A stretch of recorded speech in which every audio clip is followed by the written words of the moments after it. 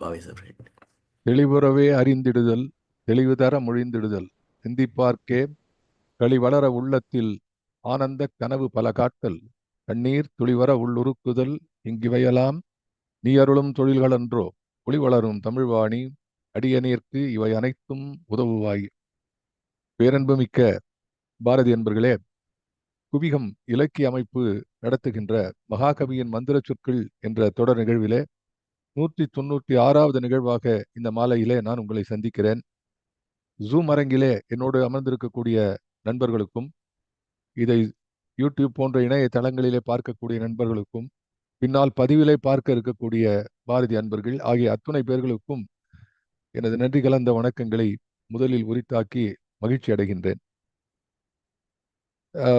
பாரதியை பற்றி நம்ம தொடர்ந்து பேசுகிறோம். அதற்கான ஒவ்வொரு முறையும் ஒரு சிறிய முன்னுரையோடு நான் இதை சொல்வது உண்டு. ஏன்னா இவ்வளவு நாள் இவ்வளவு நேரம் பேசக்கூடிய விஷயம் என்ன, நம்ம ஏன் இதை தொடர்ந்து பேசிக் கொண்டிருக்கிறோம்? ஒரு இதிகாசம், ராமாயணம் மகாபாரதம் என்றாம் இதிகாசங்கள். இதிகாசம்னாலே அர்த்தம் இது இவ்வாறு நடந்தது அப்படின்ட்டு. நம்ம பாரத தேசத்துல இந்த இதிகாசங்கள் தான் எல்லாத்துக்கும் பின்னணியாக இருக்கிறது. என்னை பொறுத்தவரை, அல்லது எங்களை போன்ற பல பேர், நம்மை போன்ற பல பாரதி அன்பர்களுக்கு பொறுத்தவரை, பாரதியினுடைய வாழ்க்கையும் அவனுடைய எழுத்துக்களுமே ஒரு இதிகாசம் தான். இப்படித்தான் நடந்திருக்கிறது. அதனால இத நான் ஏதோ ஒரு பெருமையா சொல்லல. கவியோகி சுதானந்த பாரதி அவர்கள் சொன்னார்கள், எப்படி அந்த காலத்துல உபனிஷத்துக்கள்லாம் கேனோபனிஷத், மண்டகோபனிஷத், அது மாதிரி எவ்வளவு இருக்கு, ஈசோபனிஷத், இப்படி நிறைய உபனிஷத்துகள் இருக்கிறது. அதை போல பாரதியார் நம்ம என்ன சொல்லலாம், தேசோபனிஷத் என்று சொல்லலாம் என்றார். இதுக்கு பேரு தேசோபனிஷத் என்று சொல்லலாம். அதுக்கு என்ன காரணம் என்றால், நான் ஒரு முறை சொன்னேன், எங்களுடைய வானவில் அமைப்பிலே பிரதமர் மோடி அவர்களை அழைத்து நாங்கள் காணொளி மூலமாக 2019 எங்களுடைய நிகழ்ச்சிகளை தொடங்கினோம். அப்போ நான் குறிப்பிட்ட ஒரு செய்தி, அவர்கள் அதை எழுதி வைத்துக் கொண்டு அதை திருப்பி அதை குறிப்பிட்டார்கள். பாரதியை ஏன் உலகம் நினைக்கிறது என்று சொன்னால், இந்த பாரதியை ஏன் பாரதம் நினைக்கிறது என்று சொன்னால், அவன் பாரதத்தையே நினைத்துக் கொண்டிருந்தான் என்ற அந்த ஒரு ஈக்குவேஷனை நான் சுட்டி காட்டினேன். ஆகவே பாரதியினுடைய பெருமையை ஒரு இதிகாசம் போல என்று சொன்னால் அதுக்கப்புறம் அளவு இல்லையே. இன்னும் எத்தனை ஆண்டுகளானாலும் திருப்பி ராமாயணம் மகாபாரதம் எல்லாம் பேசப்படுவது போல பாரதியும் பேசப்பட வேண்டும். பாரதியுடைய ரெலவன்ஸ் ஆஃப் பாரதி என்று பல பேர் எழுதியிருக்கிறார்கள். பேராசிரியர் நாகநந்தி அவர்கள் அதை மிக சிறப்பாக குறிப்பிடுவார்கள். ஆகவே நம்ம தொடர்ந்து பேசிக் கொண்டிருக்கிறோம் பாரதி பற்றி. அதுல முக்கியமான செய்தி, போன முறை நான் ஆரம்பிக்கும் போது சொன்னேன், பாரதியை ஏன் படிக்க வேண்டும், அல்லது எந்த படைப்பையும் ஏன் படிக்க வேண்டும் என்ற ஒரு கேள்வியை நாம் கேட்டுக்கொள்ள வேண்டும் என்று நான் சொன்னேன். இது கூட எப்படின்னா, இந்த ஏன் ஏன் என்ற கேள்வி கேட்காமல் வாழ்க்கை இல்லை என்று சினிமா திரைப்பாட்டில் கூட இந்த எல்லாருக்கும் தெரியாது.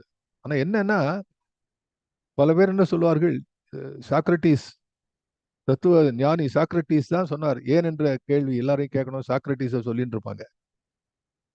இது இந்த இந்த இந்த போக்கு ஒன்று சரியா தப்பாங்கிறது சொல்ல. ஆனா ஒரிஜினலா பார்க்கும்போது நம்ம நாட்டில் இருக்கக்கூடிய பின்னணியில பார்க்கும் பொழுது இந்த ஏன் என்ற கேள்விதான் உபனிஷத்துகளுடைய ஆரம்பம், வேதத்தினுடைய ஆரம்பம் அதுதான். அவர்கள் கேட்ட கேள்வியே ஏன் தான், ஏன் என்றுதான் பதில், ஏன் என்ற கேள்விக்கு தான் பதில்.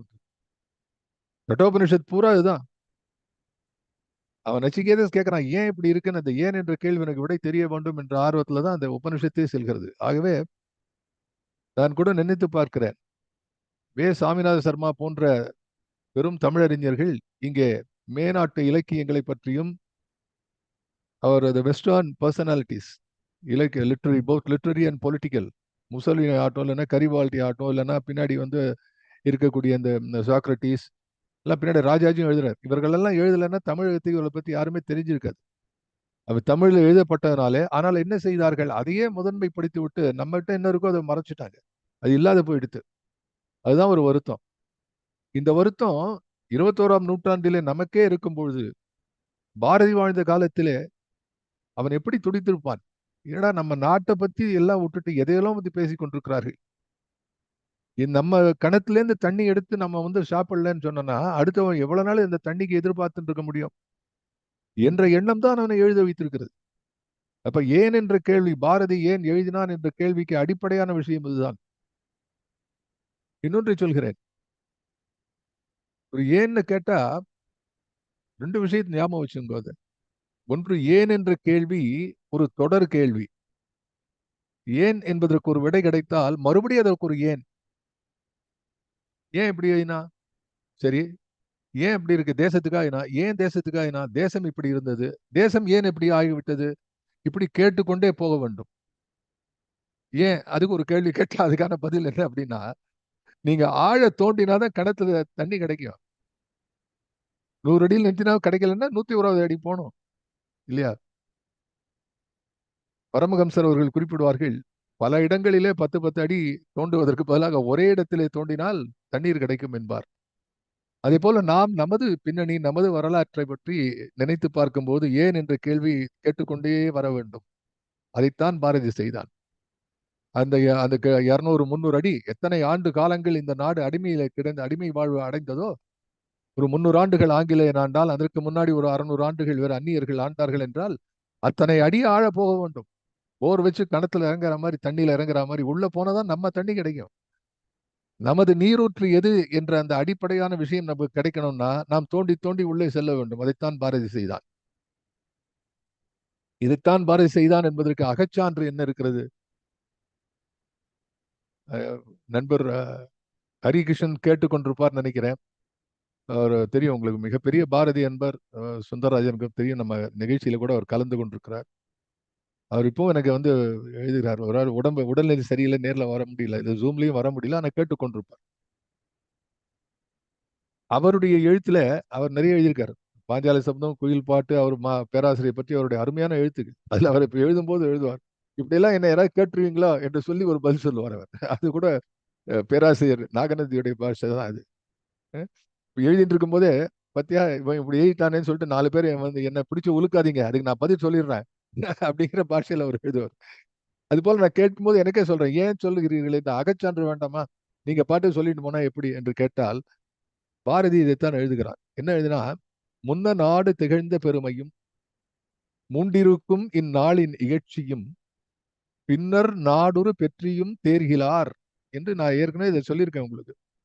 பாரதியுடைய சுயசரிதையில அப்பா இவனை ஆங்கில கல்வி கற்றுக்கொள்ள அனுப்பிய போது, இந்த ஊனர் கல்வி கற்றவர்கள் எப்படி ஒரிஜினலா தெரியாம சாமிநாத சர்மா போன்றவர்கள் எழுதிய மேனாட்டு சரித்திரத்தை மொழிபெயர்ப்பிலை படித்துவிட்டு அதை பற்றி எல்லாம் தெரிந்தது போல் அதையே மேற்கோள் காட்டி, அது மட்டுமல்ல அப்படிப்பட்ட மேற்கோள் தான் சிறந்தது என்று நமது நாட்டை பற்றிய பின்னணியும் தத்துவத்தையும் எதையுமே தெரிந்து கொள்ளாமல் இருக்கிறார்களே.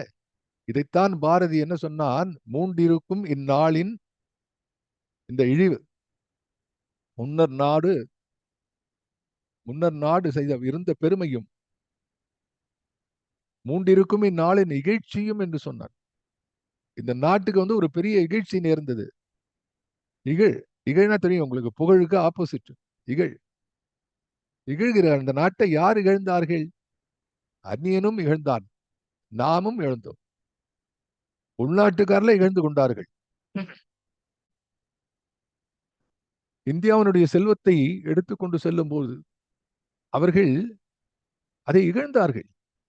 வெளிப்படையாக இகழ்ந்தாலும் இங்கே அத்தனை பெரிய செல்வம், செல்வம்னா I don't mean material wealth, but a great knowledge wealth. Knowledge as wealth was available in India. அதுக்கு முன்னாடியே, இப்ப இருக்கக்கூடியவர்களுக்கு முன்னாலேயே எத்தனையோ ஆண்டுகள், ஆயிரக்கணக்கான ஆண்டுகளுக்கு முன்னாலே வெளிநாட்டுக்காரர்கள்லாம் இங்கே இந்த நாட்டினுடைய செல்வத்தை எடுத்து சென்றார்கள்.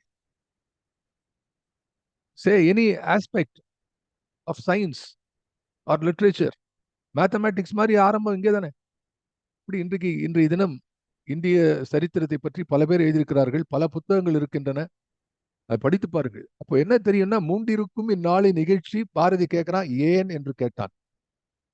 இந்த கேள்விக்கு நாம பதில் சொல்லணும். இதை புரிந்து கொண்டான், இதை எப்படியாவது மாற்ற வேண்டும் என்ற எண்ணத்தில் தான் எழுதத் தொடங்கினார். இப்ப நான் எனக்குள்ளே கேட்டேன், சக்தி பாடலை பற்றி எழுதும்போது சக்தி பாடல் ஏன் எழுதுகிறான் ஒரு கேள்வி. கிட்டத்தட்ட 32 பாடல்கள் சக்தி பாடல்களவே எழுதி கொண்டிருக்கிறான். ஏன் என்ற கேள்வி.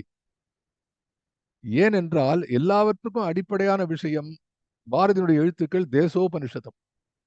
இந்த நாட்டை பற்றிய கவலைப்பட்ட ஒரே காரணத்தினால் தான் பாரதி எழுதினான் என்று நிச்சயமாக சொல்லலாம்.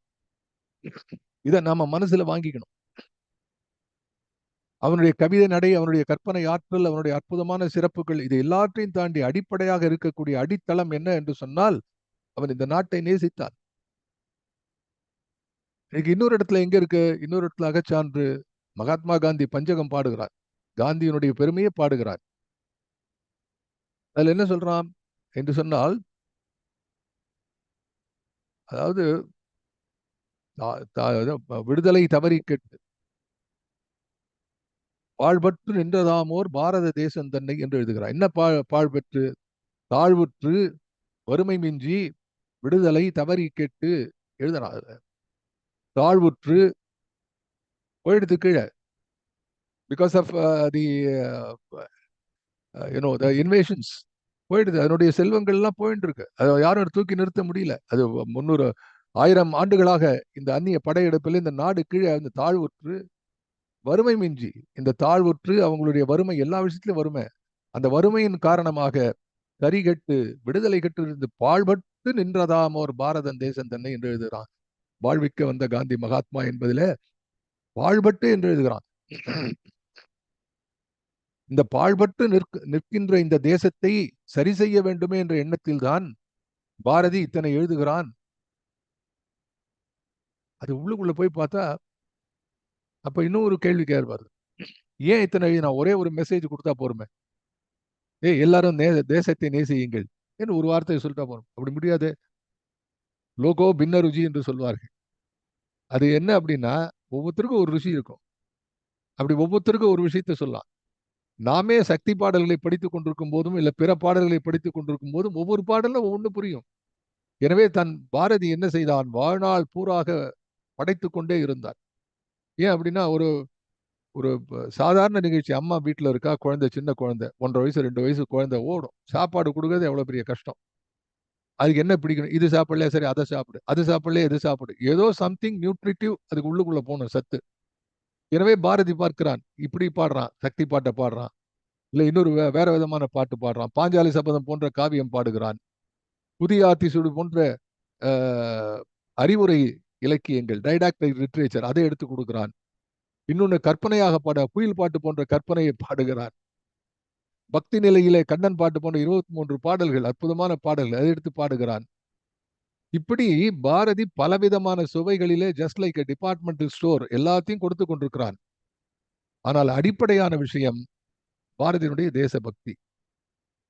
ஏன் இந்த முன்னுரையை நான் சொல்கிறேன் என்றால், இன்றைக்கு நாம பார்க்கக்கூடிய விஷயம் இப்படி என்ன, ஒரு பக்தி பாடல்ல பாரதி என்னெல்லாம் எழுதுகிறான் பாருங்கள், அதுல என்னெல்லாம் எண்ணங்களை ஊட்டுகிறான் பாருங்கள் என்று நான் சொல்ல விரும்புகிறேன். இப்போ இந்த பாட்டிலே ஆரம்பிக்கும் போது பக்தியிலே ஆரம்பித்து சமுதாய சிந்தனையை கொண்டு சேர்க்கிறான். அதனுடைய பின்னணியை நிறுவத்தான் நான் இத்தனை விஷயங்களை உங்களுடைய பகிர்ந்து கொண்டிருக்கிறேன். இந்த பாட்டை மறுபடி பார்த்துடலாம். கைண்ட்லி சுந்தரராஜன் ஸ்லைட்ல இந்த பாடலை ஒரு முறை பார்த்துடலாம்.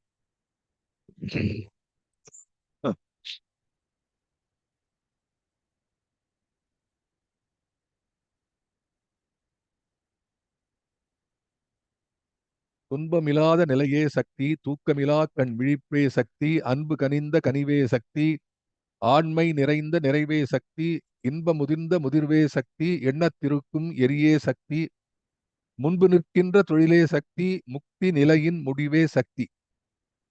சரி, இதுல பார்த்தீங்கன்னா துன்பமில்லாத நிலையே சக்தி என்று ஆரம்பித்தான். முடியும் போது முக்தி நிலை பற்றி பேசுகிறான். டோட்டலி பரஞானம். டோட்டலி இது வந்து philosophy of the spiritual nature. ஆன்மீகத்தினுடைய பின்னணியில் இருக்கக்கூடிய துன்பமில்லாத நிலையே சக்தி. எங்க துன்பம் இல்லாத இருக்கும்? முக்தி, அந்த நிலை, அது பின்னாலே சொல்ல இருக்கிறேன். ஆனா இந்த ரெண்டுத்துக்கு நடுவில் அவன் பேசுகிறது எதற்காக பேசுகிறான் அத்தனையோ என்று கேட்டால், அது சமுதாயத்திலே வாழக்கூடிய மக்களுக்கு இது எப்படி பொருந்துகிறது என்பதை அவன் காட்டுகிறான். இந்த பக்தி இது பாரதி அவனாவே தானாகவே எண்ணி பார்த்த ஒரு ஒரு ஒரு அணுகுமுறை என்றாலும் கூட அதற்கும் பல பின்னணி இருக்கிறது என்பதை பாரதி ஆய்வாளர்கள் எடுத்து காட்டிருக்கிறார்கள். அதையும் இன்று சொல்ல இருக்கிறேன்.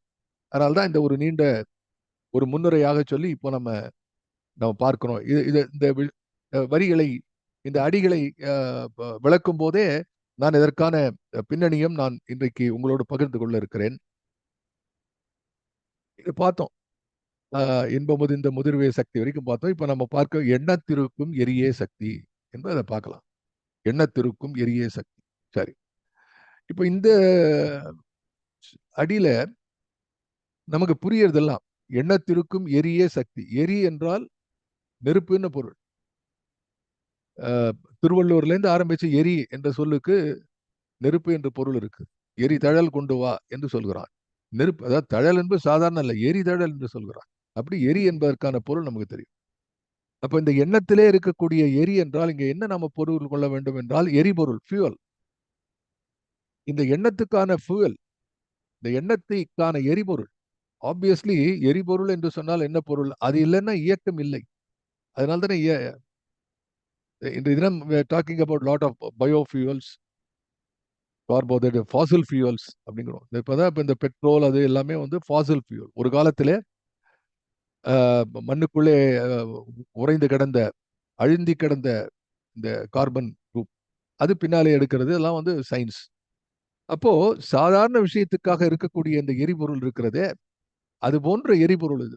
அப்ப அந்த எரிபொருள் என்று உவமையாகவும் இருக்கிறது, அது உருவாகவும் இருக்கிறது. என்ன காரணம் என்று சொன்னால், அது உள்ளே அந்த சக்தி என்பது தழல் போல எரிந்து கொண்டிருக்கிறது. அந்த சூடு, அந்த சக்தி என்ற உயிர் சூடு இருக்கிற வரைதான் அந்த எண்ணங்கள் சிறப்பு பெறுகின்றன, அல்லது எண்ணத்திலே தான் சக்தி நிற்கிறாள் என்பதை பேசுகிறான் பாரதி. இதுவும் ஒரு அற்புதமான கான்செப்ட். எப்படி அதை பார்க்கணும்? இப்ப எண்ணம் எப்படி வருகிறது அதை பார்க்கணும். எண்ணம், இப்ப எண்ணம் என்பது அதையே எண்ணி பார்க்க வேண்டும்.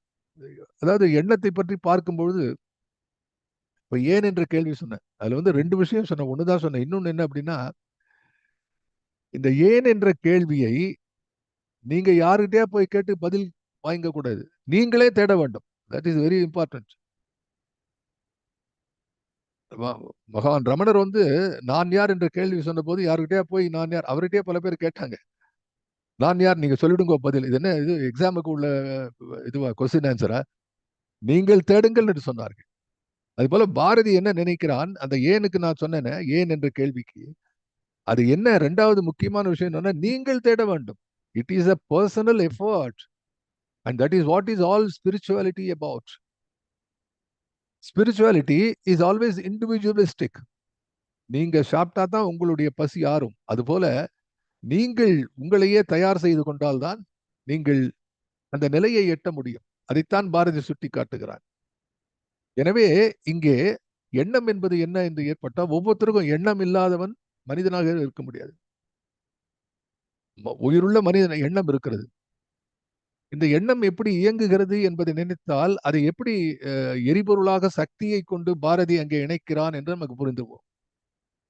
எப்படி சொல்கிறான்? இப்போ எண்ணம் அப்படின்னா எண்ணத்தினுடைய மூன்று நிலைகள் இருக்கின்றன. எங்கேருந்து வருகிறது எண்ண அலைகள், எங்கிருந்து உருவாகிறது? நமக்கு தெரியாத, சூனியத்திலே முடியாது. அவரவர்கள் பெற்ற அனுபவத்தின் பார்ப்பட்டுத்தான் எண்ணங்கள் விரியும். இப்ப நான் வந்து பேசிக்கொண்டோம், நம்ம ஊரை பத்தி எல்லாம் பேசிக்கொண்டிருந்தோம். இந்த நிகழ்ச்சிக்கு முன்னாலே இருக்கக்கூடிய சிற்றுரையில நாம் பல விஷயங்கள் பேசிக்கொண்டிருந்தோம்.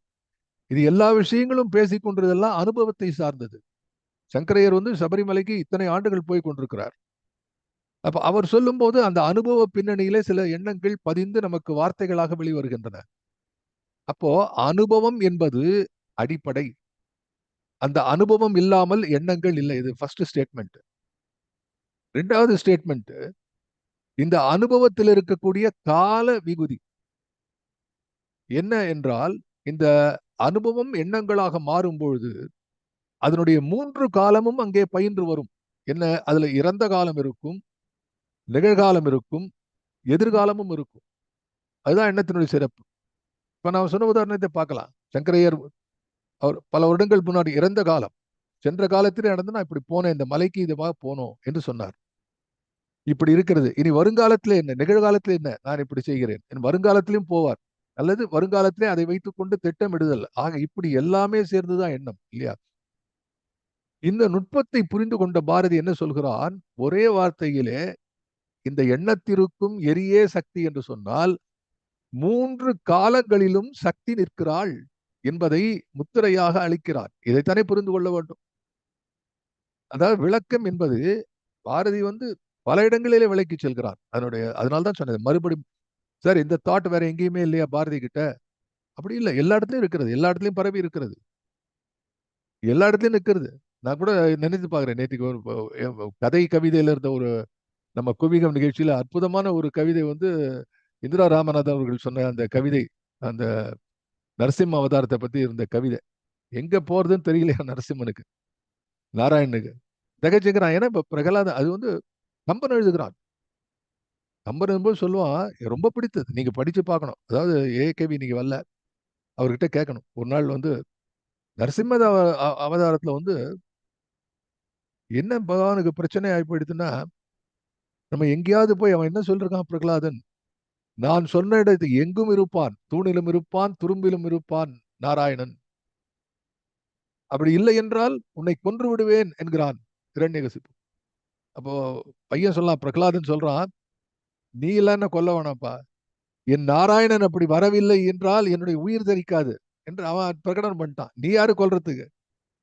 உடனே நாராயணன் திகைத்து போகிறான். பரமாத்மா, அடடா, நமது அடியாராக வழங்கக்கூடிய இந்த பிள்ளை பிரகலாதன் நான் தோன்றாவிட்டால் அவன் உயிர் தரிக்க மாட்டானே என்று பயந்து கொண்டு எல்லா இடத்துலயும் போய் போய் நிற்கிறானா, இங்க போறதா அங்க போறதா அப்படின்னு. அப்போ இறைவன் நிலையிலே இருக்கக்கூடியவன் என்ன நினைப்பான், நமது அடியாருக்காக நாம் எல்லா இடத்திலும் இருக்க வேண்டும் என்று நினைப்பான். அதை போன்ற அந்த நாராயணனுடைய அந்த மனோநிலைதான் பாரதிக்கு இருந்திருக்கிறது. எனவேதான் அவன் என்னுடைய வாசகர்கள், என்னுடைய தேச மக்கள் என்னை எங்கு படித்தாலும் என்னுடைய அடிப்படையான செய்தி இவளுக்கு போய் சேர வேண்டுமே என்று கவலைப்பட்டார். நம்ம ஏதாவது ஒண்ணு எழுதும் போது பப்ளிஷ் ஆனமேனு கவலைப்படுறோம். யாராவது படிப்பாங்களான்னு கவலைப்படுவோம். அடுத்தது, இரண்டாவது, இந்த செய்தியை அவர்கள் புரிந்து கொள்வார்களா என்று எத்தனை பேர் கவலைப்படுகிறார்கள். இன்னும் கேட்டா, இப்ப நம்ம நாட்டுல எப்படி இருக்குன்னா, ஒரு ஒரு கவிதை புரிபடவில்லை என்று சொன்னால் உயர்ந்த கவிதை என்கிறார்கள். ஏன்னா அவனுக்கே தெரியுது அவன் லெவல். ஓ, நமக்கு புரியலையா அப்படின்னா பெருசா இருக்கணும் அது. ஏன்னா நமக்கு நமக்கு புரியலையே, அப்ப அது ரொம்ப உயர்வு. அப்படி இல்லை. பாரதி என்ன நினைத்தார், தான் சொல்லக்கூடிய அத்தனை விஷயங்களும் சதையும் எலும்புமாக, நரம்பும் குருதியுமாக உடலிலே எப்படி உயிர் ஓடுகிறதோ அப்படி இந்த உயிரோட்டத்தை மக்கள் புரிந்து கொள்ள வேண்டும் என்று நினைத்தான். அதனால்தான் என்ன செய்தான், திரும்ப திரும்ப எழுதினான். முக்காலத்தை பற்றி எழுதுகிறான் வெளிப்படையாக சுயசரிதையிலே. முண்டிருக்கும் இந்நாளின் நிகழ்ச்சின்னு சொன்ன, முன்னர் நாடு இருந்த பெருமையும், மூண்டிருக்கும் நாளை நிகழ்ச்சியும், பின்னர் நாடு பெற்றும் என்று 3 காலத்தையும் தொடுகிறார். அது என்ன பொருள்? ஒரு மகாகவிஞன் அப்படித்தான் செய்வான். மகாகவிகள் என்பவர்கள் 3 காலத்திலும் உலவுவார்கள், ஒரே ஒரு காலத்திலே நிற்க மாட்டார்கள்.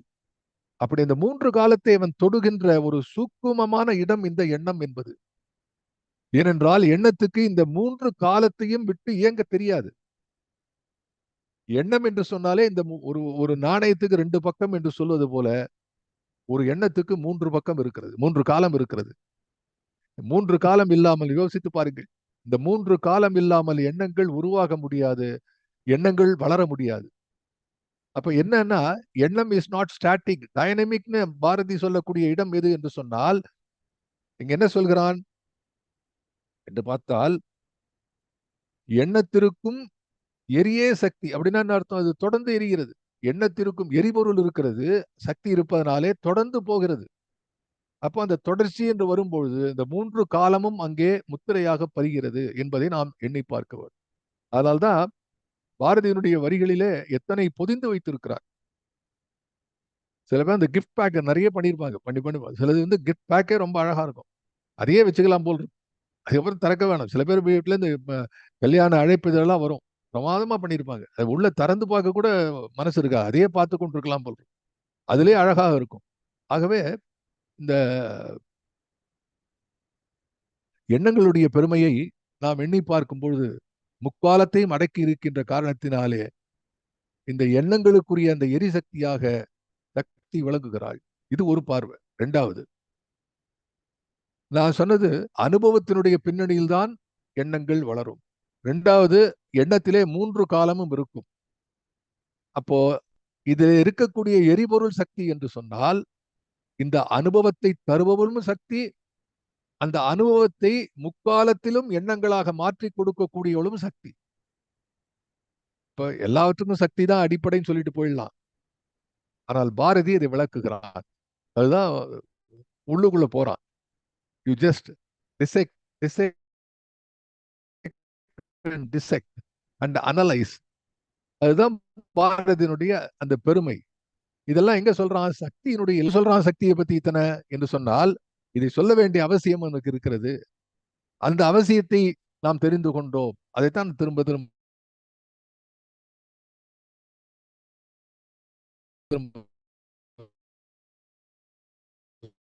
இன்னும் அடுத்தது பார்க்கும்போது இன்னும் தெளிவாக line, forget about the material side. எண்ணத்திற்கும் எரியே என்று சொன்னால் அதுல இன்னொரு விஷயம், இது தொடர்ந்து சென்று கொண்டிருக்கிறது என்பது மட்டுமல்ல, அதனுடைய அதனுடைய அந்த அதனுடைய பண்பே வேறையாக இருக்கிறது. அது பண்பு உங்களை மாற்றுகிறது. எரிபொருளுடைய அளவு இருக்கிறது. ஃபார் எக்ஸாம்பிள், திருப்பி ஒரு இந்த சாதாரண எக்ஸாம்பிள் தான். இப்போ ஒரு கார்ல போகும்போது ஆக்சிலேட்டர் சொல்றோம், வேகமா போறது, வண்டி ஸ்லோவா போறது, வேகமா போறது. அதுக்கு என்ன? எரிபொருளை நிறைய கொடுக்கிறோமா குறைவாக கொடுக்கிறோமா என்பதை பொறுத்து அதனுடைய வேகம் இருக்கிறது. அப்போ எண்ணத்திற்கும் மூன்றாவது பார்வை என்ன என்று சொன்னால், எண்ணத்திற்கும் எரிய சக்தி என்பது அந்த எரிபொருள் என்ன அளவிலே உங்களுக்குள் செல்கிறதோ அந்த வேகம் இருக்கிறது. இந்த எண்ணத்தினுடைய வேகம் அளவிறந்த வேகம் இருந்த காரணத்தினாலே ஞானிகள் ஒரு மகா பெரியவா போலவோ இல்லைன்னா ரமண மகரிஷி போலவோ அல்லது சுவாமி விவேகானந்தரை போலவோ பரமஹம்சரை போலவோ இவ்வளவு பெரிய ஞானிகள் ரிஷிகள் எல்லாம் எங்கே வந்தார்கள் என்று சொன்னால் இந்த சக்தியினுடைய அளவு அதிகமாக இருந்திருக்கிறது. They are very fast. The velocity is increased beyond the normal ken என்று சொல்வார்கள். அப்படி அது தன்னை தாண்டி வெளியே செல்கிறது. அதை முக்கியமாக நம்ம இது எத்தனையும் அடக்கி இருக்கிறான். அதனுடைய நீங்கள் குறித்து வைத்துக் கொள்ளுங்கள். நான் சொல்லும்போது சில விஷயங்கள் திரும்ப திரும்ப சொல்வது போல இருக்கும். ஆனால் அது உங்க மனதிலே பதிய வேண்டும் என்று சொல்கிறேன். ஆகவே இந்த 3 விஷயங்கள் இந்த எண்ணத்திற்கும் எரிய சக்தியில் இருக்கிறது. அதை தாண்டி எப்படி சமுதாய சிந்தனையிலே பாரதி நிற்கிறான் என்பதற்கு அடையாளம், ஆன்மீகத்திலிருந்து எப்படி அவன் சமுதாய சிந்தனைக்கு பாய்கிறான் என்பதற்கு அடையாளம், சக்தி இலக்கணத்திலேயே அடுத்தது என்ன சொல்கிறான் பார்த்தால், முன்பு நிற்கின்ற தொழிலே சக்தி. Finish. It is very direct. முன்பு நிற்கின்ற தொழிலே சக்தி. What a beautiful idea. எங்கிருந்து எங்க வரான் பாருங்க. எல்லாரும் ஆன்மீகவாதிகள் இந்த உலகத்தை பத்தி கவலைப்பட மாட்டான்னு சொல்லிட்டு இருந்தாங்க. எது அது நம்ம இட்ஸ் நத்திங். அந்த காலத்துல இருந்து அப்படித்தானே இருக்கு. ஒரு புராணம் பத்தி கேட்கறதோ ஆன்மீக செய்திகள்லாம் 40-50 வயசுக்கு மேல இருக்கிறதோ அந்த கூட்டத்துக்கு வருவான். இளைஞர்களுக்கும் அதுக்கும் சம்பந்தம் இல்லைன்னு நினைக்கிற மாதிரி. ஆனால் இதுதான் சொல்றேன், இதை உண்மையாக யாருக்கு போய் சேர வேண்டும் என்று சொன்னால் இளைஞருக்கு தான் போய் சேர வேண்டும். இந்த நாட்டிலே அதைத்தான் வைத்தார்கள். ஒரு இளைஞருக்கு சொன்னதா போய் சேரக்கூடிய இடத்துல சேரும். A tottering old man, he cannot do anything at all. அது தெரிஞ்சு என்ன பிரயோஜனம் உடம்புல சக்தி இல்லாத நேரத்துல.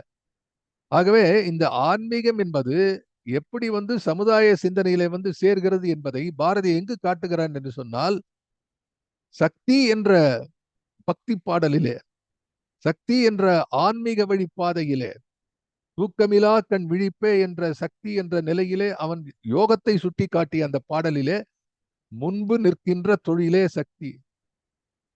நேத்திக்கு பட்டுக்கோட்டை இந்த போன நூற்றாண்டில் இருந்த பட்டுக்கோட்டை பாடியிருக்கா, செய்யும் தொழிலே தெய்வம், அது திறமையான் நமது செல்வம் என்று பாடினாரே. Work is worship. இதெல்லாம் என்ன? they are all considered to be materialistic. They are not spiritual.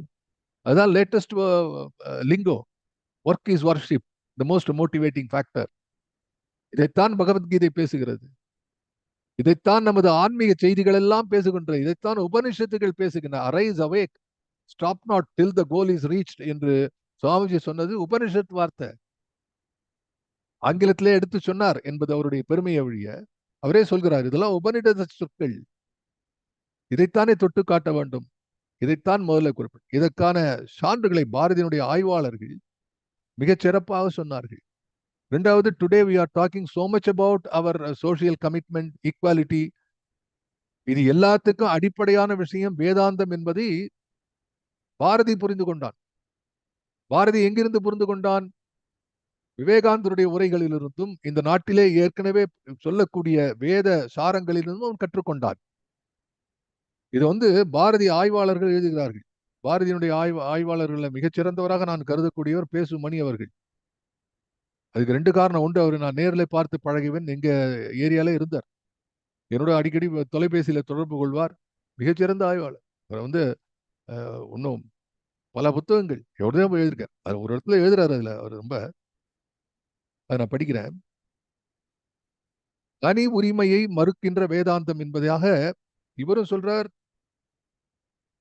உபநிடதங்கள் இருக்கக்கூடிய விஷயங்களை எப்படி பாரதி எடுத்து பயன்படுத்தியிருக்கிறார் என்பதை பேசுமணி அவர்கள் சுட்டிக்காட்டுகிறார்கள். அதுல அவர் எழுதுகிறார், சுவாமிஜியுடைய வார்த்தையில சொன்னார், வேத நெறி தனி உரிமை பெற்று ஆதிக்க மனப்பான்மைக்கு துணை நிற்பது அல்ல. அப்போ the rights for everything என்று இன்றைய தினம் பேசுகிறோமே, the so called liberated idea of the left side, இதனுடைய அடிப்படையான விஷயம் எங்கிருந்து வருகிறது? வேதாந்தம் இதை பேசுகிறது. வேதாந்தா அண்ட் பிரிவிலேஜ் அப்படின்னு ஒரு ஆர்டிக்கல், வேதாந்தா அண்ட் பிரிவிலேஜஸ், உரிமைகள், வேதாந்தமும் உரிமையும் என்று சுவாமிஜி அவர்கள் ஒரு கட்டுரை எழுதுகிறார். அதுல அவர் சொல்றது என்னன்னா, first the brutal idea of privilege. சில பேருக்கு தான் சில உரிமை என்பதை வேதாந்தம் மறுக்கிறது. Is it not very much familiar? These words are for us today in a secular land. But these are not basically, செக்குலாருங்கிற வார்த்தையே தப்பு, அதையே ஒரு நாள் வளர்க்கணும். ஆனா இன்றைக்கு இருக்கக்கூடிய இந்த வார்த்தைகளில் இருக்கக்கூடிய விஷயத்தை யார் சொல்கிறார் என்று பார்த்தால், அவர் சொல்றார், ஃபர்ஸ்ட் விலங்கின உரிமை என்று சொல்றார், ப்ரூட்டல் ஃபோர்ஸ், அது கூடாது என்கிறது வேதாந்தம். ரெண்டாவது இந்த ப்ரிவிலேஜ் ஆஃப் வெல்த், ஒன்னு privilege of power, brutal strength, விலங்கின மிருக பலம், அது கூடாதுங்கிறது வேதாந்தம். நாமும் அதை இன்று சொல்கிறோம். And then privilege of wealth, பணம் யாரிடம் இருக்கிறதோ அவனுக்கு தான் உரிமை என்பது கூடாது. பாரதியுடைய பாடல்ல நிறைய இடத்துல பார்க்கலாம் நீங்க. இதெல்லாம் எங்க வருது நான் சுட்டி காட்டணும். அது அது அது தனியா. இந்த மாதிரி அனலிட்டிக்கல் டாக் வேற. ஆனா இன்றைக்கு I took the liberty of explaining this because you should have the taste of it also. இல்லைன்னா பாரதி எப்படி இன்றைய தினத்துக்கு ஒத்து போகிறான் என்பதை அவனுடைய பாடல்கள் எடுத்து காட்டக்கூடிய விஷயங்கள் பல இருக்கின்றன. ரெண்டாவது, அறிவு காரணமான உரிமை, த பிரிவிலேஜ் ஆஃப் இன்டலெக்ட். இன்றைக்கு நம்ம பார்க்கக்கூடிய விஷயம் அதுதான். The pseudo intellectuals as what we are calling. இன்னைக்கு ஏன் இத்தனை தூரம் பிரிவினைகள், ஏன் இத்தனை தூரம் the striated life, வெவ்வேறு பிரிவுகள் ஏன் இருக்கின்றன என்று கேட்டால், the intellect also plays a role of a privilege. I am better than you. எனக்கு தான் விஷயம் தெரியும், நான் உன்னிலும் உயர்ந்தவன், காரணம் அறிவு இருக்கிறது. வேதாந்தம் says no. Vedanta denies all these privileges. அடுத்தது என்ன கேட்டா, கடைசியானது ரொம்ப கொடூரமான என்னன்னா, the privilege of spirituality. But that nobody can say anything like this other than Swamiji. He says the privilege of spirituality. நான் ஆன்மீகம் பேசுகிறேன், நான் கடவுள் பற்றி பேசுகிறேன் என்ற உரிமையும் எடுத்துக்கொள்ள கூடாது. Vedanta denies that also. So the four privileges of the world, one is the privilege of strength, privilege of wealth, and then privilege of intellect and privilege of spirituality. அது இன்டெலெக்டுடைய ஒரு பகுதி தான். ஆனா ஆன்மீக சிந்தனை என்று நாம் சொல்லக்கூடிய இந்த சிந்தனைகளும் அது உரிமையாக மாறக்கூடாது என்று சொன்னாரே, இது அத்தனையும் பாரதி ஏற்றுக்கொண்டார். அதுதான் ரொம்ப முக்கியமான விஷயம். சோ இதனால்தான் நான் திரும்ப திரும்ப சொல்றேன், இது எல்லாரும் உடனே ஏற்றுக்கொள்ள மாட்டார்கள் என்பதனால்தான் நான் திரும்ப திரும்ப சொல்லுகிறேன். ஹரிகிருஷ்ணன் பாஷையில சொன்னா பிடிச்சு கேள்வியா கேட்டு உலுக்குவாங்களே, அதனால நானே பதில் சொல்றேன் என்று சொல்வது போல இதை நான் விளக்கப்படுத்தி கொண்டே இருக்கிறேன். இந்த கிரேட் அத்வைத வேதாந்தம் உரிமையை உடைத்தெறிய வல்லது என்று விவேகானந்தர் பேசுகிறார். அதை இது பாரதி என்ன சொல்றாருன்னா, 1908 இந்தியா பத்திரிகையில பாரதி எழுதுகிறார். என்ன எழுதுறாருன்னா, பரம ஞானியாகிய ஸ்ரீ கிருஷ்ண பகவான் மகாபாரத போரிலே சேர்ந்தது போலவும், சர்வ பந்தங்களையும் துறந்த ராமதாஸ் முனிவர் மகாராஜா சிவாஜிக்கு ராஜதந்திரங்களை சொல்லி வெற்றி கொடுத்தது போலவும், தற்காலத்தில் அநேக துறவிகள் நமது தேசிய முயற்சியிலே சேர்ந்திருக்கிறார்கள். காலஞ்சென்ற விவேகானந்த பரமஹம்ச மூர்த்தியே இந்த சுயாதீன கிளர்ச்சிக்கு அஸ்திவாரம் போட்டவர் என்பதை உலகம் அறியும். அது மட்டுமல்ல, நமது தேசபக்தி முயற்சிக்கு தாய் முயற்சியாகிய சுவாமி விவேகானந்தரது வேதாந்த பிரசாரத்தில் அழகிய சிங்க பெருமாள் போன்றவர்கள் அளவற்ற சிரத்தை காட்டினர் என்று அழசிங்க பெருமாளை பற்றியும் குறிப்பிட்டிருக்கிறார். வேதாந்த சிங்கம், தேசபக்த மெய்ஞானி என்றெல்லாம் அவரை போற்றுகிறார்கள். அப்போ இதுவும் ஒருதான், இது ஒரு முக்கியமான விஷயம். இதெல்லாம் இந்த பின்னணி தெரிந்து கொண்டதான் பாரதியினுடைய பக்தி பாடல்கள் சும்மா ஒதுக்கிட முடியாது. நான் சொன்னேன் ஏற்கனவே, இப்ப துன்பமில்லாத நிலையே சக்தி இந்த பாடல் ஒரு காலத்துல பள்ளிக்கூடத்துல வைத்திருந்தார்கள். 60 ஆண்டுகளுக்கு முன்னாலே பள்ளிக்கூட பாட புத்தகங்கள்லாம் இருக்கும். அது பின்னாலே எடுத்து விட்டார்கள். இது பக்தி பாடல்கள் என்று. பாரதியினுடைய பாரதி என்று சொன்னாலே பக்தி இருக்கிற பாரதி. பாரதி எல்லாம் ரொம்ப பேசுவார் sir. Some people from the left have spoken to me. Bharathi ஏற்றுக்கொள்கிறோம். தனி ஒருவருக்கு உணவில்லை என்று சொன்னால் ஜகத்தினை அழித்திடுவோம் என்று பாரதி சொன்னான். எனவே பேசினார் Thapandian, the great communist speakers of those times. I have heard them personally. நிறைய மீட்டிங் எல்லாம் போயிருக்கேன். தனி ஒருவனுக்கு உடனே கம்யூனிஸ்டுகள் அவனை கையில் எடுத்துக்கொண்டார்கள். பாரதி ஜார்மன்னன் விழுந்தான், கடைக்கன் காட்டினார், ருசியா புரட்சியை பற்றி பாரதி எழுதியிருக்கிறான் என்று கையில எடுத்துக்கொண்டார்கள். இல்லைன்னா தோமுசி ரகுநாதன் போன்றவர்கள்லாம் பாரதி பக்கம் வரவே இல்லை. பாரதி அவர்கள் எடுத்துக்கொண்டு அந்த ஒரு பக்கமே பார்த்தார்கள். ஆனால் அந்த பின்னணியிலே, பாரதியினுடைய பின்னணியில் இருக்கக்கூடிய இந்த தத்துவ விசாரமும் வேதாந்த பின்னணியும் பலருக்கு தெரியல. அதனால்தான் இந்த இந்த மேடையில்லாது அதை பற்றி ஒரு சில எண்ணங்களை சொல்ல வேண்டும் என்பதற்காக சொல்லுகிறேன். அதை புரிந்து கொள்ள வேண்டும் என்பதற்காக சொல்லுகிறேன். ஆகவே பாரதியுடைய பக்தி பாடல்கள் ஒதுக்கி தள்ளப்பட வேண்டியவல்ல. பாரதியுடைய பரசிவ வெள்ளத்திலிருந்து ஆரம்பித்து எந்த ஞான பாடல்கள் எதை எடுத்தாலும் அங்கே தேசம் இருக்கிறது என்பதை நாம் உணர்ந்து கொள்ள வேண்டும். இப்போ then it was a time for Swami Vivekananda to talk about practical Vedanta என்று ஒன்று அவர் சொன்னார்கள். One of the finest authoritative interpretation of our great scriptures like Bhagavad Gita etc. அதுல ஆனா அதை என்ன பண்ணார், சுப்பிரமணிய சிவா நீங்க கேள்விப்பட்டிருக்கலாம், எல்லாருக்கும் தெரியும், பெரிய தேசபக்தர் சுப்பிரமணிய சிவா. வஉசி, பாரதி, சுப்பிரமணிய சிவா 3 பேரும் ஒரு ஒரு ஒரு மூவர். தேசத்தினுடைய விடுதலைக்கு பாடுபட்ட மூவர்ல சுப்பிரமணிய சிவா தான் பாரத மாதா சிலைக்காக பாரத மாதா வைத்து கோவில் கட்டினார். எல்லாம் தெரியும். அவரை பற்றியே தனியா நிறைய பேச வேண்டிய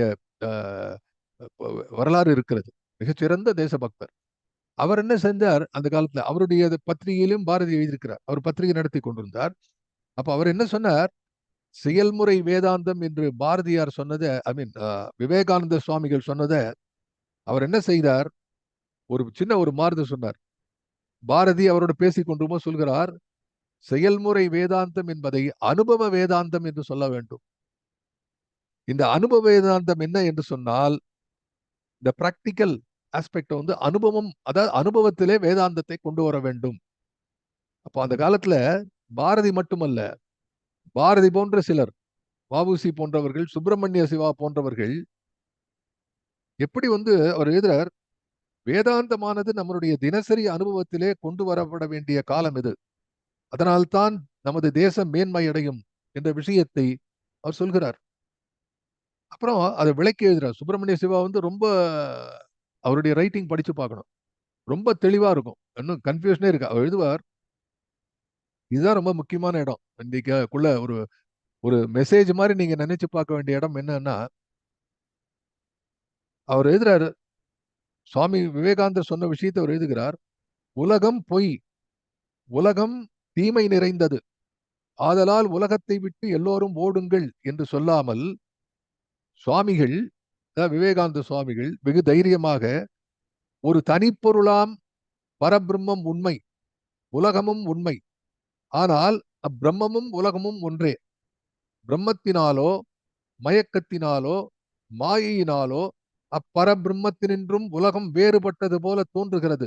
இதுதான் பொய். வேறுபட்டது போல தோன்றுகிறதே, அதுதான் பொய். உலகம் பொய் இல்லை. உலகத்தை ஒப்பு ஓமையற்ற உண்மை பொருளாக மாற்றிவிட வேண்டியதைத்தான் நாம் செய்ய வேண்டும் என்று சுவாமிஜி சொல்கிறார். உண்மை வேதாந்தத்தின் ரகசியமும் இதுவே என்பது அவருடைய வாக்கு. நீங்க ஒன்றை நினைத்து, ஒரு 10-20 லெக்சர்ஸுக்கு முன்னாடி நான் ஒன்றை குறிப்பிட்டேன் ஒரு முறை. அதாவது பாரதியை எங்கு சங்கரரிடம் வேறுபடுகிறார் என்று நான் சொன்னேன். சங்கருடைய அத்வைத விசாரத்திலிருந்து பாரதி வேறுபடக்கூடிய இடம் இந்த மாயையும் உண்மை, உலகமும் உண்மை என்று சொன்னார் பாரதி. எனவேதான் அந்த பாரதியுடைய பல பாடல்கள் எடுத்துக்காட்டு, உரைநடை எடுத்துக்காட்டு.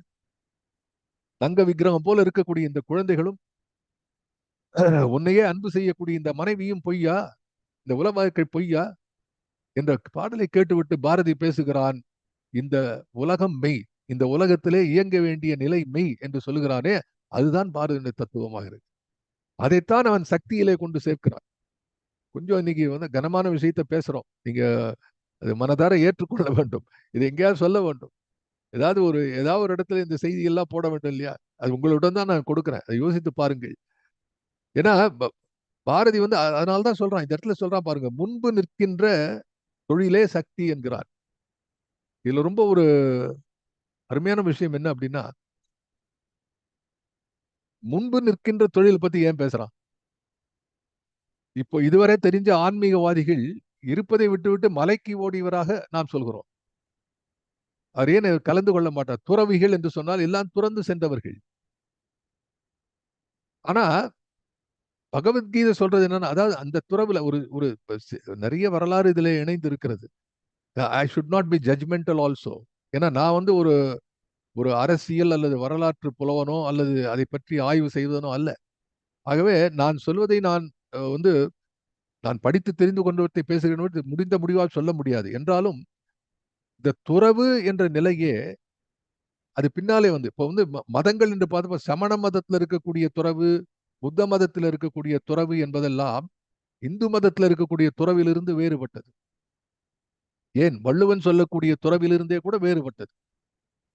ஏன்னா இந்த நாட்டிலே இருந்தக்கூடிய ரிஷிகள் எல்லாம் திருமணம் செய்து கொண்டவர்கள். அகத்திய முனிவனுடைய மனைவியாக விளங்கிய லோபாமுத்திரை தான் கங்கை என்று சொல்கிறார்கள். இப்படி நம்ம நாட்டிலே பழம் கதைகள் வரலாறுகள் எல்லாம் இருக்கின்றன. அப்படி பார்க்கும்போது இந்த நாட்டினுடைய வரலாறு என்பது இல்லற வாழ்க்கையை துறந்து நின்றதாக சரித்திரமே கிடையாது. அந்த ஒரு நுட்பத்தை பாரதி புரிந்து கொண்டார். இதை பற்றிய தெளிவு எப்படி வரும் சொன்னா, நாம் நம்ம கிணத்துல தண்ணி எடுக்கணும். நீ போய் அடுத்த வீட்டுல போய் தண்ணி வாங்கி அதை சாப்பிட்டு பார்த்தேன்னா அது வித்தியாசமா இருக்கும். You should not mix. Bharathi சொல்கிறான், பிற நாட்டு செல்வங்களை கொணர்ந்து வர வேண்டும் என்று சொல்கிறான். ஆனால் அதை பயன்படுத்தக்கூடிய நீ எப்படி பயன்படுத்த வேண்டும்? நீ உன்னை முழுதாக உன்னிடம் அறிந்து கொள்ள வேண்டும். இந்த ஒரு சட்டில் விஷயத்தை தான் பாரதி என்ன செய்கிறான்? தாழ்வுற்று வறுமை விஞ்சி விடுதலை தவறி கேட்டு பாழ்பட்டு நின்றதாமோர் என்றான். இந்த பாழ்படுதல் என்பது என்னன்னு சொன்னா, இந்த வீடு பாழடைஞ்சு போயிடுதுங்கிறான். என்னன்னா அது போவே இல்லை. ஒட்டடா இருக்கு, உள்ள இருக்கு, உள்ளுக்குள்ள எலி பூனை என்னெல்லாமோ ஓடின்னு இருக்கு, பார்க்கறதே இல்லை. அதுபோல நமது மாபெரும் இலக்கியங்கள், வேதங்கள், உபனிஷத்துக்கள் போன்ற விஷயங்கள் அதெல்லாம் எதையுமே யாரும் பார்க்காத மூடி வச்சுட்டாங்க. இதைத்தான் பாரதி பார்த்தான். அடடே இப்படி இருக்கிறது, இதை நம்ம வேற மாதிரி கொடுக்கணும். புரியல, இந்த குழந்தை சாப்பிடாத ஓடுறது, வேற எதையா காட்டி இதை காட்டி அதை காட்டி எப்படி சாப்பாடு ஊட்டுவாளோ அது போல பாரதி சொல்கிறான். சக்தி பிடிக்குமா? உருவ வழிபாடுதான் பிடிக்கக்கூடிய மக்கள் பல பேர் இருக்கிறார்கள். சக்தி வழி உபாசனை பண்ணு, போ கோவில் போ, கும்பிடு அப்படின்னு சொல்லிட்டு சக்தி தான் இது சக்தி. முன்பு நிற்கின்ற தொழிலே சக்தி. தூக்கமிலா கண் விழிப்பே சக்தி என்று சொல்லக்கூடிய யோகத்தை ஊருக்குழைத்திடல் யோகம் என்று சொல்கிறார் உயிர் பெற்ற தமிழர் பாடல்ல. இன்னொரு இடத்துல இதே விளக்கம் தான். ஊருக்குழைத்திடல் யோகம் நலம் ஓங்கிடுமாறு வருந்துதல் யாகம். Is it not the connectivity between the great spiritual idea and the societal thought, the societal commitments? These are the same ingredients. இல்லையா? ஒரே ஒரே விஷயத்தை அவன் பலவிதமாக பேசுகிறான். அப்போ இதுல எங்க வந்து இந்த இந்த கான்டெம்பரரி தாட் வருதுன்னு சொன்னா, முன்பு நின்ற தொழிலே சக்தி. இதுல இன்னொரு விஷயம் என்று சொன்ன என்ன விஷயம்னா, இட்ஸ் வெரி டிஃபிகல்ட் டு, இப்போ 3 காலத்தை பற்றி பேசுகிறான். எண்ணத்தில் இருக்கும் எரியே சக்தி. அது ரொம்ப நுட்பமான விஷயம். தயவு செய்து அதை மறக்காதீர்கள், அதை குறித்து வைத்துக் கொள்ளுங்கள். எண்ணம் என்பதிலே 3 காலம் இருக்கக்கூடிய ஒரே சொல் எண்ணம். அது 3 காலம் இல்லாமல் வரவே முடியாது. எனவே அப்படிப்பட்ட ஒரு விஷயம் அது. அதிலிருந்து பின்னாடி வரும்பொழுது முன்பு நிற்கின்ற சக்தி, பாரதி ஜீரோயிங் இன் ஆன் நிகழ்காலம், தி பிரசன்ட் டென்ஸ். உங்களுக்கு ஒண்ணு தெரியுமா? இறந்த காலம், ஒரு முறை நான் ஒரு கவிதை எழுதுறேன். இறந்த காலங்கள் சரித்திர புத்தகங்கள், மறைந்த நினைவுகளோ மனதுக்கோர் ஒத்தடங்கள், எதிர்காலம் என்பதோ புதிர்காலம், எப்படி வரும் என்று யாருக்கும் தெரியாது, நிகழ்காலம் என்பதுவோ முகம் பார்க்கும் கண்ணாடி, நீ நகர்ந்தால் அது நகரும், நீ மறைந்தால் அது மறையும். ஒரு காலத்தை ஒரு கவிதையில எழுதியிருந்தேன். வெரி டிஃபிகல்ட் டு கேட்ச் தி நிகழ்காலம், இல்லையா? இறந்த காலத்தை பத்தி இருக்கும், நினைவாற்றல் இருக்கிற வரைக்கும் இறந்த காலம் போலாம். எதிர்காலம் என்ன வரும் சிந்தித்துக் கொண்டே இருக்கலாம், எண்ணத்தினுடைய போக்கு. ஆனா இந்த எண்ணத்திலே இருக்கக்கூடிய 3 காலங்களிலே it's very difficult to capture the நிகழ்காலம். அதை கேப்சர் பண்றான் பாரதி இதுல. அதை கேப்சர் பண்ணக்கூடிய சக்தி தான் உண்மையிலே சக்தியினுடைய இன்னொரு இலக்கணமாக இருக்கிறது. என்ன செய்கிறான்? முன்பு நின்ற தொழிலே சக்தி. அப்போ இந்த நிகழ்காலம் என்பது தொழில் வழப்பட்டது என்கிறார். இப்போ ஒரு நிகழ்காலத்தை பற்றி இப்போ வந்து ஒரு ஒரு விஷயம் இருந்தா, இப்போ ஃபார் எக்ஸாம்பிள் போட்டோகிராஃப், இன்னைக்கு இப்படி பேசுறோம் இப்படி நிற்கிறோம் அப்படின்னா அது ஒரு போட்டோ எடுக்கிறோம். என்னைக்கு எடுத்து பார்த்தாலும் இந்த போட்டோ, அது அந்த அந்த காலத்தினுடைய பதிவு. அப்போ உன்னுடைய உயிர் உடலாகிய இந்த உடல், உயிருள்ள இந்த உடலுடைய வெளிப்பாடு எங்கே நிலைக்கிறது என்று சொன்னால் ஒரு தொழிலிலே நிலைக்கிறது. இப்போ உங்ககிட்ட உனக்கு உனக்கு முன்னாடி ஒரு தொழில், ஃபார் எக்ஸாம்பிள் யூ வாண்ட் ஒரு ஒருத்தன் ஒரு பள்ளியை கட்டுறான், ஒரு பள்ளிக்கூடத்தை கட்டுகிறேன் என்று ஒரு தொழில். அது ஒரு கனவாக இருக்கிறது, அது நினைவு செய்கிறான். அது எந்த காலமானாலும் இந்த நாளிலே இந்த ஆண்டிலே இந்த பள்ளி கட்டப்பட்டது, இதுதான் இவர்தான் செய்தார் என்று வரலாறு பேசுகிறது. அப்ப நிகழ்காலத்தை உறைய வைக்கிறது, நிகழ்காலத்தை சித்திரமாக மாற்றுகிறது, நிகழ்காலத்தை பின்னாளுக்கு உருவாக்கி காட்டக்கூடிய ஆவணமாக விளங்குகிறது. என்ன என்று கேட்டால் ஒரு தொழில். அப்படி இல்லைன்னா என்ன போகும்? நேற்று காலையில என்ன நடந்தது? நேற்று ஃபார் எக்ஸாம்பிள் லாஸ்ட் எஸ்டர்டே காத்தால 6:30 மணிக்கு என்ன நிகழ்ந்தது தெரியாது. ஏதோ காபி குடிச்சா என்ன சொல்லலாம். ஆனா ஏதோ ஒரு தொழில் மூலமாக அதை நிறுவ முடிந்தால் அந்த தொழில்தான் அங்கே சக்தியாக நிற்கிறது. அது எல்லா நேரத்திலும் அதை அதை அந்த நிறுவ வேண்டும் என்று பொருள் அல்ல. இது வந்து ஒரு ஃபார்முலா. அதாவது எந்த நேரத்திலும் உன்னுடைய நிகழ்காலத்தை செயல் காலமாக மாற்றுவது சக்தி என்கிறார். இல்லைன்னா சொல்றோம், இன்னைக்கு பார்த்தா இன்னைக்கு ஒரு ஒரு உதாரணம் சொன்னா, பீப்புள் ஆர் கோமா ஸ்டேஜில் இருக்கேங்கிறான். கோமா ஸ்டேஜ் இருந்தா யாருக்கு என்னன்னே தெரியாது. யார் எப்படி இருக்கான்னு தெரியுமா? கோமால இருக்கிறவங்களுக்கு நோபடி நோஸ். ஆகையினால இதை என்ன பார்க்கணும் அப்படின்னா, முன்பு நிற்கின்ற தொழிலே சக்தி என்று சொன்னால் இங்க இருக்கக்கூடிய நிகழ்காலத்தை செயல் காலமாக மாற்ற வேண்டும். எண்ணம் எரிய ஒரு எரிபொருள் கான்செப்ட். முன்பு நிற்கின்ற தொழில்னா உன்னுடைய நிகழ்காலத்தை செயல் காலமாக மாற்று. Be active. இதோட எப்படி சார் சொல்ல முடியும் பிரசன்ட் டென்ஸ்? இதோட எப்படி வந்து இந்த இந்த சமகாலத்து வாழ்க்கக்கூடிய செய்தியாக இதை சொல்ல வேண்டும்? இதை ஆன்மீக செய்தி, இதுக்கு நமக்கு சம்பந்தம் கிடையாது. இது இறந்த பிறகு வரக்கூடிய ஏதோ கண்ணுக்கு தெரியாத ஏதோ விஷயத்தை பற்றி பேசுகிறார்கள். அறிவு கேட்டாத ஏதோ ஒரு விஷயத்தை பேசிக் கொண்டிருக்கிறார்கள். ஏதோ கடவுள் அதெல்லாம் சொல்றாங்க. இல்ல, அவன் என்ன செய்கிறான்? கடவுளிலிருந்து, கடவுள் கான்செப்ட்ல இருந்து கர்மா கான்செப்ட் வரான். அதனால்தான் when somebody was asking, பகவத்கீதையில வந்து பாரதிக்கு வந்து எந்த எந்த யோகத்தை பாரதி யோகம் என்று சொல்கிறான்? கர்ம யோகமா, பக்தி யோகமா, ஞான யோகமா என்றெல்லாம் நம்ம ஒரு முறை பார்த்தோம். இந்த பரசிவ வெள்ளம்லாம் போகும்போது டிஸ்கஸ் பண்ணியிருக்கோம். அப்போ இந்த இந்த மீள் பார்வை, மறு பார்வை, இன்னைக்கு வந்திருக்காரால தெரியல, என்னுடைய நண்பர் வெஸ்ட் விர்ஜீனியால இருக்கக்கூடிய டாக்டர் சிபி வாசுதேவன் அவர்கள் எனக்கு ஒரு பதிவு அனுப்பிச்சிருந்தார்.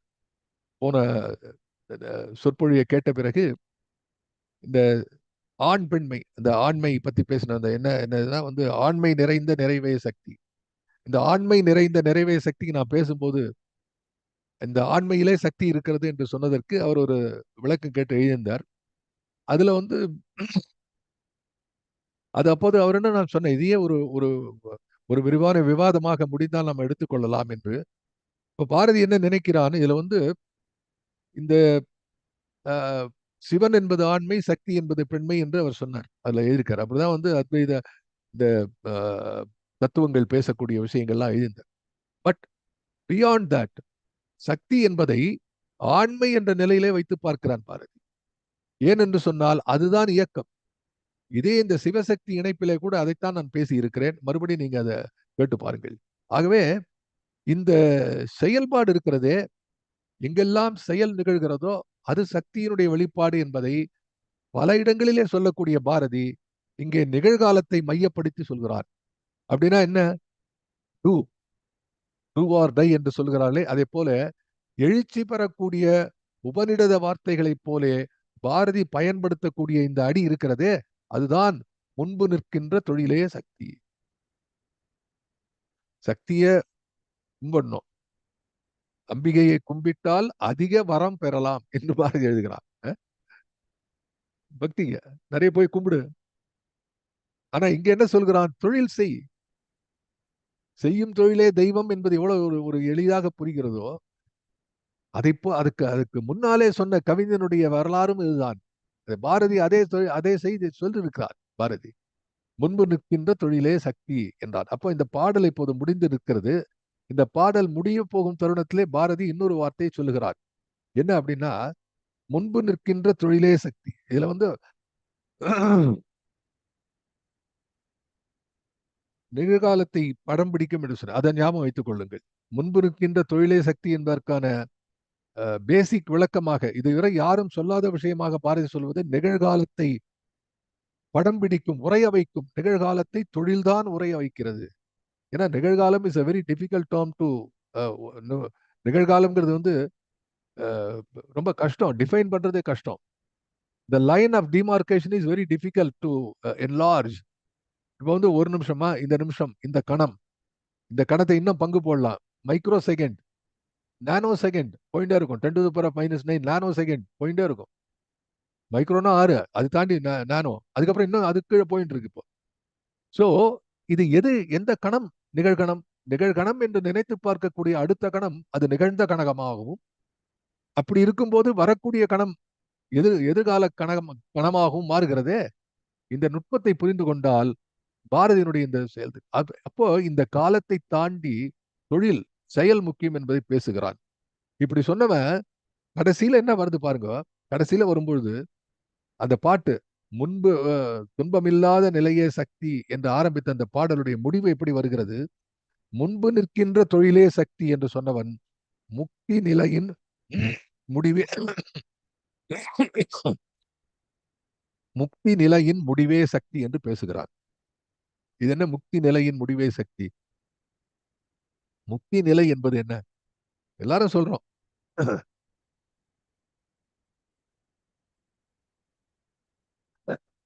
அறம்பொருள் இன்பம் வீடு, தமிழ் வேதமாக கருதக்கூடிய திருக்குறள் பேசுகிறது. வீடு பேரு, சைவ சித்தாந்தங்கள், வைணவ பிரபந்தங்கள், இவை எல்லாமே பேசுகின்ற அந்த அந்த ஓய்விடம், ஆன்மாவினுடைய ஓய்விடம். பிறப்பு இறப்பு என்ற சுழிவலையிலே சிக்கிக்கொண்டு அல்லாடி நிற்கக்கூடிய இந்த ஆன்மாக்களுடைய நிரந்தரமான ஓய்விடம் எது என்றால் அது வீடு. விடு என்பதுதான் வீடு என்பதாகிறது என்றெல்லாம் விளக்கங்கள் உண்டு. But that is what is முக்தி. அந்த முக்தி நிலையை பற்றி பாரதி ஏற்கனவே எழுதியிருக்கிறார். முக்தி என்றொரு நிலை சமைத்தாய், அங்கு முழுதினை உணரும் உணர்வமைத்தான் எழுதுறான். அதுல நீங்க பார்க்க வேண்டிய அந்த பாட்டுல எத்தனை கோடி இன்பம் என்ற அந்த பாடல், அதுல வந்து பாரதி எழுதுவான், முக்தி என்றொரு நிலை சமைத்தாய் அதை முழுதினும் உணரும்னு எழுதல. முக்தி என்றொரு நிலை சமைத்தாய் அங்கு முழுதினை உணரும் உணர்வமைத்தாய். அப்ப முக்தி நிலை என்பது it is not the destination, it is a platform on which you understand your self. முக்தி என்றொரு நிலை சமைத்தாய், அங்கு முழுதினை உணரும் உணர்வமைத்தாய். அப்போ அந்த நிலையில போய் நின்னா பிரயோஜனம் கிடையாது. பாத்ரூம்ல போய் நின்னா குளிச்சது அடையாளம் கிடையாது. போய் பாத்ரூம்குள்ள போயிட்டு வந்துட்டானா குளிச்சான்னு அர்த்தமா? இல்லையே. யூ ஹேவ் டு டேக் பாத், இல்லையா? அதுபோல முக்தி அடைஞ்ச முக்தி என்ப நிலையை பாரதி எப்படி பார்க்கிறான் என்று சொன்னால், எதை உணர வேண்டும்? முழுதினை உணர வேண்டும். What is the full? What is the fullness? இந்த பௌர்ணமி நிலவு போன்று இறை தத்துவத்திலே சக்தியை பௌர்ணமியாக குறிப்பிடுவார்கள். அது காரணம் அந்த முழுமை பெற்றது, முழு நிலவு. அப்போ நேத்தி கூட I was talking to Neyveli sir. அப்போ அவர் எனக்கு ஒரு இது அனுப்பிச்சிருந்தார். முழு நிலவு போன்று முழுமை அடைய வேண்டும் என்று ஒன்று எழுதியிருந்தார். மனிதர்கள் எல்லாம் அப்படி அடைய வேண்டும் எனக்கு ஒரு மெசேஜ்ல எழுதியிருந்தார். அப்ப அவரோட பேசும்போது சொன்னேன், முழு நிலவு என்பது அடையக்கூடிய நிலை அல்ல. ஏன்னா முழு நிலவா இருந்தா அப்புறம் அடுத்து வளர்பிறை தேய்பிறை மாறி மாறி வருது இல்லையா? ஆகவே முழு நிலவு என்பது just a stage. It is not a destination but a journey. It's a continuous journey. அப்ப முக்தி நிலை என்பது it is not a particular destination. அங்கு அந்த இடத்த போயின பிறகு முழுதினை உணரும் உணர்வமைத்தாய் என்று பாரதி எழுதுகிறானே, அந்த முக்தி நிலையின் முடிவே சக்தி என்று பாரதி சொன்ன இடத்தை இப்படித்தான் புரிந்து கொள்ள வேண்டும். என்ன முக்தி நிலையின் முடிவு? என்ன சார் முக்தி நிலைங்கிற அப்புறம் முடிவுன்னா என்ன அப்படின்னா, முக்தி நிலை என்பது ஒரு இடம். அதுக்கு எங்க பொருள் இருக்குது? முக்தி என்று ஒரு நிலை சமைத்தாய், அங்கு முழுதினை உணரும். அப்போ முக்தி நிலை என்பது ஒன்று, உணர்வு என்பது ஒன்று. அதை உணர்ந்து கொள்வது என்பது உண்டு, இல்லையா? அப்ப இங்க நமக்கு இப்ப புரிகிறது, முக்தி நிலையின் முடிவே சக்தி. முக்தி நிலை செல்வது, அதன் பிறகு அங்கே முடிவாக இருப்பது என்ன என்று சொன்னால் முழுமையை உணரக்கூடிய நிலை. அந்த முழுமையை உணரக்கூடிய அந்த வகையை செய்வது சக்தி. அதை புரிந்து கொள்ள வைப்பது சக்தி. அதை நீ புரிந்து கொள்வதே சக்தி. அங்கே உன்னுடைய உணர்வும் நீ புரிந்து கொள்வதும் நீ புரிந்து கொண்ட விஷயமும் ரெண்டும் ஒன்றாக இருக்கிறது. அதுதான் சக்தி என்கிறார். அப்போ அதுதான் முக்தி நிலையின் முடிவே சக்தி. ஆக இந்த பாடல்ல ரொம்ப ஒரு ஸ்பிரிச்சுவலா ஆரம்பிச்சு ஆன்மீகத்திலே ஆரம்பித்து, இந்த பாடல் கூட இல்லை, இந்த பர்டிகுலர் விருத்தம், இந்த விருத்தத்துல ஆரம்பிச்சு இன்னும் பின்னாடி போக போக பிகம் மோர் கான்டெம்பரரி. அதுக்கான விஷயத்தை தான் இன்னைக்கு உங்களோட நான் பகிர்ந்து கொண்டேன். எப்படி ஆன்மீகத்தை அரசியலிலும் தேசத்திலும் சமுதாயத்திலும் கொண்டு சேர்க்கக்கூடிய ஒரு ஒரு விஷயத்தை பாரதி தன்னுடைய படைப்புகளிலே கொண்டு வந்திருக்கிறார். அதாவது அவனுடைய உரைநடை வேற விஷயமே வேற. உரைநடை அவன் எழுதும்போது பத்திரிகை எழுதுறது இன்னொரு விஷயம். பிகாஸ் உலக செய்தியெல்லாம் எழுத வேண்டிய எதை எழுத வேண்டும் என்று அவன் தீர்மானிக்கவில்லை, வரலாறு தீர்மானித்தது. ஆனால் கவிதை அவன் எழுதிய போது கவிதை வரலாறாக மாறியது. நான் சொல்வதுண்டு, பாரதிய கவிஞனாகவும் பாரதிய ஒரு ஒரு பத்திரிகையாளனும் எப்படி பிரித்து பார்க்க வேண்டும் என்று சொன்னால், ஒரு பத்திரிகையாளனான பாரதி வரலாற்றை எழுதினான். வரலாறு என்னவோ அதைத்தான் எழுதினான் பத்திரிகையில. இந்தியா பத்திரிகையில, சுதேசமித்திரன்ல, இன்னும் ஒரு 7 பத்திரிகையில பத்திரிகாசிரியர் இருந்த 7 பத்திரிகைகளும் அதைத்தான் எழுதினார். ஆக பத்திரிகையாளனான பாரதி வரலாற்றை எழுதினான். ஆனால் கவிதையில இருக்கக்கூடிய பாரதி அவனே வரலாறாக மாறி போய்விட்டான். அதுதான் ரொம்ப முக்கியம். ஆகவே இந்த ஒரு பின்னணியை பார்க்கும்போது தொடர்ந்து நாம பார்க்கக்கூடிய விருத்தங்களுக்கெல்லாம் இது ஒரு அடித்தளமாக விடையும் என்ப காரணத்தினாலே கொஞ்சம் நீளமாக கொஞ்சம் சில உதாரணங்களோடு எப்படி பாரதி ஆன்மீகத்தை அந்த கால அரசியலுக்கும் அந்த கால தேச விடுதலைக்கும் அந்த கால தேச முன்னேற்றத்துக்கும் பயன்படுத்தி ஒரு தேசபக்தனாகத்தான் அவன் சக்தி பக்தனாக இருக்கும் போதே தேசபக்தனாகத்தான் இருந்தான் என்ற உண்மையை நாம் உணர்ந்து கொள்ள வேண்டும் என்று சொல்லி இந்த அளவிலே இன்றைய தினம் இந்த கருத்துக்களோடு நான் நிறைவு செய்கிறேன். நன்றி, வணக்கம்.